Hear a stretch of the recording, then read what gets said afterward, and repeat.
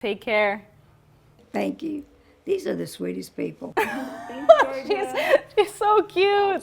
MuchMusic, what a treat we have for you all today. I'm so honored to be joined by an absolute icon, a legend. You may know her as Little Miss Dynamite. Please welcome Brenda Lee. Brenda, how are you?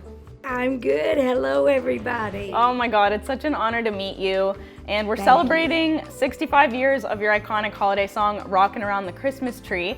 So what a milestone anniversary. I mean, how does it feel to know that this song has been loved by so many and continues to be a favorite and a classic across the world? It's kind of unbelievable.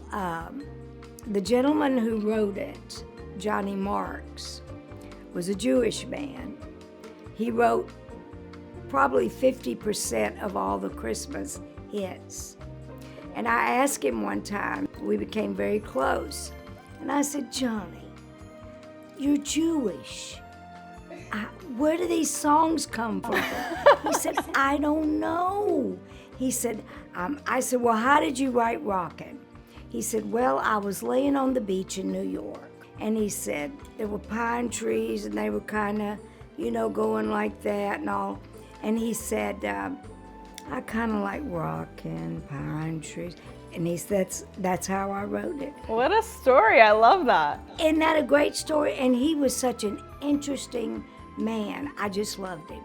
I love that. Sometimes it's just as simple as that. I know. And the record obviously has huge numbers. Did you ever think back then when it came out that the song would turn into the hit that it was today? You know what? I don't think you think that. I think you think, oh, this is a good song. I'd love to sing this song. I'd love to do it. I think in the back of your mind somewhere, you think, oh, especially if you hadn't had a hit, you think, oh, Lord, please let this be the one, please. But, a Christmas song has such a short span. It does have a short time span, but then once it does become, it comes back every year, so it becomes timeless. It doesn't, and you don't have to do it every time you turn around. Another one. Yeah.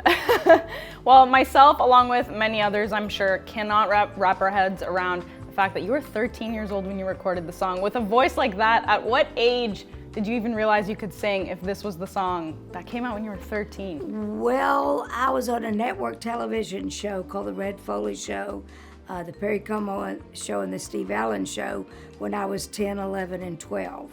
So that's pretty much how I sang from the time I started singing, just big and loud. And then it got a little character to it and a little finesse. So I don't know, I've just always, my husband says I'm loud. This year, December 9th, 7 p.m., you'll be featured on CTV's exclusive broadcast of the 119th original Santa Claus Parade, performing Rockin' Around the Christmas Tree. So we're all very excited for that. I'm sure you are as well. I am. I love a parade. I love Santa Claus. That part of the little girl has never left me. I love it. I believe. Do you and your family listen to your song specifically during the holidays? Surely it has to come on when you're out and about, when you're at the stores, but do you guys listen to it? No. No. I mean, if the kids put it on, of course, but we don't make an effort to put me on. They hear enough of me every day. But no, I'm grateful that, I don't think I'll ever get used to during the Christmas season walking into a big department store or something and hearing my song play. That's always going to be surreal to me. For sure. I know, it must be such a weird feeling. But then I guess if you guys don't listen to yours so much, what is your favorite holiday song? Oh, I love Bing Crosby. I love anything he sings at Christmas. I love Mariah Carey's song. She's giving me a run for my money. But I love them all. I'm just a big Christmas geek.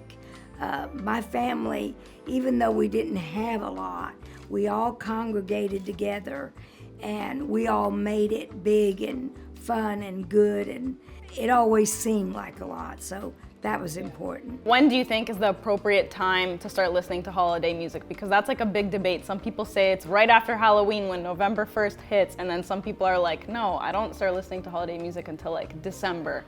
I pretty much start after Thanksgiving. Okay, yeah. Not all the time, but I start. And which artist would you love to hear a holiday song from, or maybe even do a duet with you?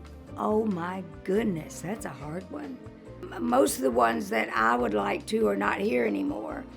I would have loved to have sang with Tony Bennett and Frank Sinatra, and I'd like to sing with Lady Gaga. Oh my gosh, that's a really great one. Oh, I would love that.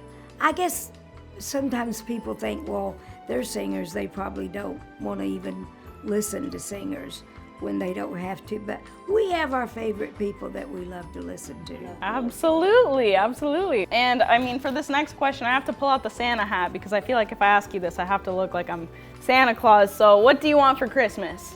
What do I want for Christmas? I'd like a pair of 6-inch lifts. I would like long flowing blonde hair down my back. Lovely. Uh-huh. I like your hair now. It's doing good, yeah. I would like another dog, and I would love to have my whole family inundate this house at Christmas. Okay, that's a nice list. We'll see if we can make that happen. Maybe not me, but maybe Santa will. Somebody will, Santa will. Do you have plans to release more music anytime soon? Yeah, we're working on it. I've been collaborating with some writers and people like that. We're working on it. Okay, I love that. And these days, what are you listening to? I feel like right now is the time of year where everyone kind of goes into their Apple Music and Spotify and sees what they've been listening to for the year. So what music or artists have you been listening to? Oh, I love Lady Gaga. I love Judy Garland.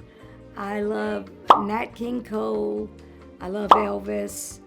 I love so many people.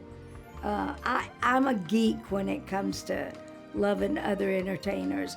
I'm just like, I get all nervous if I meet one that I haven't met before and I'm getting ready to meet them. I'm like, I do. And I'm thankful for that because I don't think that ever gets old. But I'm sure so many artists feel the same way about you as well. Like, you're an icon, you're a legend. They probably feel the exact same way. Well, you know what? I am what the fans let me be. That's a good way to put it. Well, and what people like you that talk to people like me let us be.